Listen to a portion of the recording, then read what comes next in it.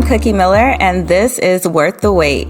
Join me every week as I explore profound weight loss solutions beyond just diet and exercise, because a lifestyle change starts with changing your mind. This week's podcast is sponsored by Cookie Miller Coaching, a holistic online weight loss coaching service that aims to help women who have 30 pounds or more to lose. This program is for the woman who has tried everything and is serious about making a lifestyle change. Visit apply.cookiemiller.com to be added to the wait list, and you'll be notified as soon as a spot becomes available. What's up, guys? Welcome back to Worth the Wait. I'm your host, Cookie Miller, and today's topic actually came as a suggestion from Brianna, who is at natural_shrinkage on IG. So today we are talking about body dysmorphia. As usual, I'm going to break this into a few parts. So we're going to, of course, define what body dysmorphia is, talk about signs and symptoms of BDD, my personal experience with BD during and after weight loss, and of course, tips on dealing with BDD. I do have to insert a little disclaimer here. This is a mental disorder, so I need to point out that I am not a mental health care professional, and if you feel that you are suffering from BDD, I highly recommend seeking help from the appropriate mental health care professional. So let's start off with defining what BDD or body dysmorphic disorder actually is. So this is a mental disorder marked by an obsessive idea of perceived defects or flaws in one's appearance. So let's talk about the signs and symptoms. So one sign is going to be being excessively preoccupied with a perceived flaw in appearance that to others is something that's maybe small, but it's something that you may actually blow up and make bigger than it is. Another sign or symptom would be having perfectionist tendencies. And I found this very interesting because I believe it was maybe 3 or 4 episodes ago where I talked about perfectionism. So this can actually be a sign of body dysmorphia. Another thing would be constantly comparing your appearance with others, attempting to hide perceived flaws with styling or makeup or clothes. Things like this are all things that are signs and symptoms of BDD. And for a full list of symptoms, I highly recommend you guys checking out the Mayo Clinic. They have a ton of information on BDD. Now, a lot of these symptoms can really, mimic just general insecurity that a lot of people struggle with, right? But what makes it body dysmorphia is when it actually stops you from living your normal life. So if you're avoiding social situations because you don't like the way that your arms look or, something like that, then that would be considered body dysmorphia versus just having that insecurity, but still being able to overcome it and go out in social situations. So now I want to talk about my experience. So as I mentioned, I've experienced periods of BD during my weight loss journey, but also after. And I think that's important to point out because some people will believe that weight loss will solve the problem. Now, prior to losing weight, I spent a lot of time picking apart every single thing about myself.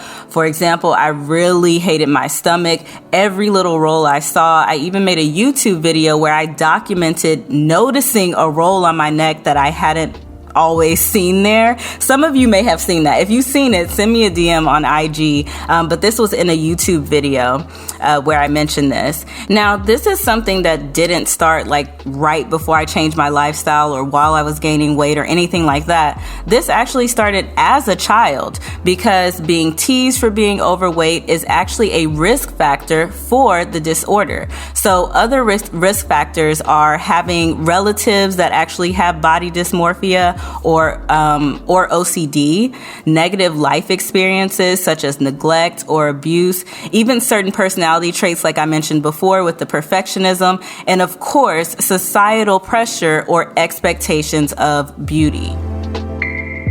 With societal pressure being one of the risk factors, I probably had like a solid year or so after I actually met my weight loss goal of really being okay with where I was and knowing that I was striving for another goal, but I was very comfortable in my body at that time.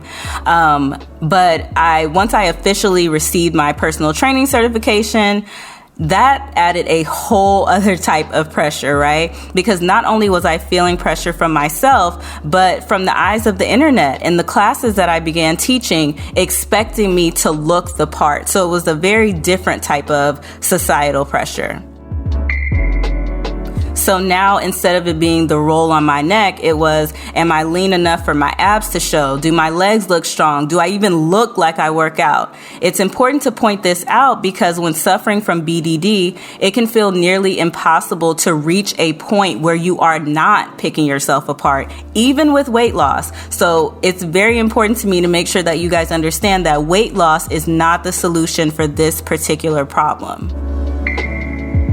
Now, the disorder doesn't just stop there. There are complications that come from this disorder. So major depression or other mood disorders can be a complication, suicidal thoughts or behavior, anxiety disorders, including social anxiety, OCD, eating disorders, which I also dealt with and have talks about on my YouTube channel. And if you guys are interested, maybe I will talk about eating disorders here on the podcast as well. But all of these things can be complications of BD. Now, it is said that there is no cure for BDD, but it can be treated to help to improve symptoms. So I'll share what helped me, but again, you need to seek professional help from a certified mental health professional. But here are my tips. So number one, you want to avoid isolation. When you're not feeling great about yourself, sometimes you may feel like going into hiding until whatever the perceived flaw is has been resolved. And I strongly suggest that you do not do this because it is not the answer. You have to know and understand that you deserve to socialize and spend time doing things that you love while you're working towards your fitness goals. And when you do not do that, you are teaching yourself that you are unworthy based on your physical appearance. My second tip is to change the way you think about your identity. So if you've been following me for a while, you'll remember my tagline, change your mind, change your lifestyle, right? The mind is such an essential part of this journey. You have to know that you are more than just your aesthetic look. And my next tip is going to be to acknowledge things about yourself outside of your appearance. So like the famous quote from Maya Angelou that says, people never forget the way that you made them feel, right? So meaning that is what people will notice most about you. Not that tiny little role or this perceived flaw that you have, but they're going to remember how you made them feel. So your worth has to be tied up in things that are not associated with your aesthetic. Now, you guys know me. My last tip may seem a little woo-woo, and maybe you won't want to do it, but just amuse me. If you feel like you don't want to do it, just amuse me and try it, okay? It is to write down things that you actually love about yourself. We can really get stuck in this loop of playing negative thoughts about ourselves. Can you change the recording in your head to something positive? Can you affirm yourself by repeating the characteristics that make you uniquely you? The more you start to actually play a positive track in your head, the more you drown out the negativity. So we've gone over BDD, what it is and how to identify it, treatment options, and a few tips that may help you, keeping in mind that cognitive behavioral therapy is actually the ultimate recommended treatment. So thank you again, Brianna, for requesting this topic. And thank you all so much for listening. Remember, if this episode or any of our episodes have helped you, please consider leaving us a 5-star review. You can also take a screenshot and tag us on IG. We are at Worth the Wait Podcast, and we will be sure to repost. That's all I got for you today, guys. I will talk to you next time. Bye.